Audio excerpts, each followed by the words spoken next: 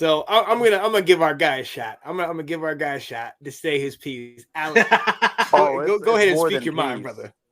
It's more than peace. I'm talking about every time we have our set head coach. Every freaking time. We had Mark Helfrich. He brought us to the national championship. What he do? Left. Got another got another coach.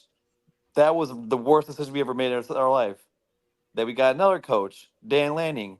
Now I started building the culture up. And then you want to say, oh, yeah, he's like have these betting odds. Bump the betting odds. Stay with the team that you built up. I'm tired of going 3 steps forward and 2 steps back. I'm tired of it. I'm tired of it. I'm tired of it. Tired of it. It happens all the time with us. How To do be you fair, expect to build a culture if coaches keep leaving? I'm sick and freaking tired of it. I I'm agree. tired of it. Send Bama to the freaking to the sun, man. Bump that coaching position. Send them to the freaking sun. Stay away from my coach. He is staying in Oregon, in the green, in the Big O, hey, if in I have to answer Austin. questions about my coach leaving, so do you. So I actually defended you. I I know, said and he ain't freaking I'm about to leaving. defend you. I'm about to defend you. I feel with all my heart that Dan Lanning is staying.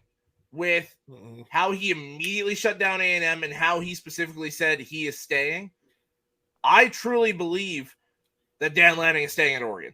And it just reminded me the other thing I wanted to throw in. The other coach that was there with Kalen DeBoer on the betting odds was the other coach that he failed to mention his name, Mario Cristobal, was the other one. Don't remind me about him. He wasn't our coach. Well, the he only was an reason I interim. reminded you of him because he might bite the bullet and go to Bama instead of Dan Lanning. So, Oh, please let him go there. I would laugh every single day. I would love that. I would love nothing more than him to go to a team that's meant to win and then have losing seasons with that bozo as a coach. to go. And by the way, thank you, Sean, for giving me my flowers. Oh yeah, That absolutely. someone finally seen it. So you know what I told Alex on Monday. I was like, you know what? Maybe if I would have for Washington when we play against Oregon, Oregon probably would have won.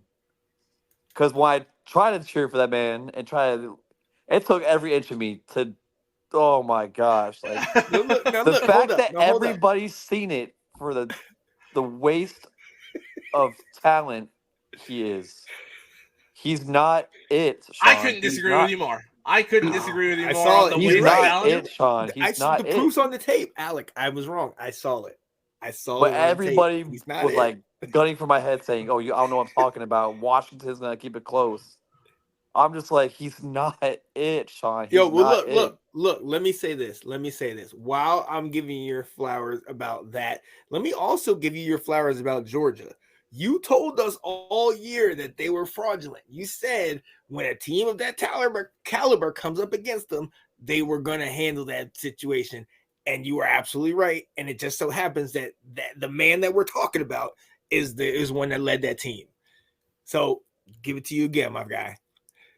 But that's all I gotta say. I mean, it's just like with Michael Penix, it's just and all that stuff with Oregon. Like I've been getting it all day. Everybody's like, "Oh, or like Dan Lanning, Alabama." I'm like, I'm not trying to take 2 steps forward and then 5 steps back. I'm tired of it. It's how do you expect players to stay with this team? That's how we lost recruits last time. Once because when Mark Helfrich was on our team, we went to the national championship. That's when we had the best recruits for the next season. Once he left, we lost 16. They scattered. Players. Yeah. We lost 16 players. And that was the year that Mariota was probably going to stay another year. He was thinking about it. But when Mark Helfrich left, what else was he to do? And then you get all these other coaches that mean jack nothing. Yep. You expect people to lace them up for Mario Cristobal? Yeah. I ain't lacing up. I ain't even walking on the field with that man. I mean, there's one thing I'll give Mario Cristobal credit for. He built those trenches up real well for you guys. He built a quarterback. The skill positions faltered a little bit, but he built those trenches to what they've been the last few years because he he knows recruiting those trenches. I mean, I got one of the guys that's proof to that pudding in Panay Sewell. So I can't knock him for what he does with the trenches, but obviously what Oregon's known for, he slacked on that, the speed, the finesse, the skill to it, but the power side of it, he does very well. Mm-hmm. And I'm gonna be and thankfully I will not be here next season because I saw my schedule next year and we play a certain team in Ann Arbor. Ooh. So thankfully I will be on deployment. See, sorry about that. People were asking my what I see for Michigan next year. What I see for the Big Ten is legitimately, I see Oregon as the Big Ten champ next year. I do. You know what? It would be the most Oregon thing to do to go to a play it, Sean. Play it.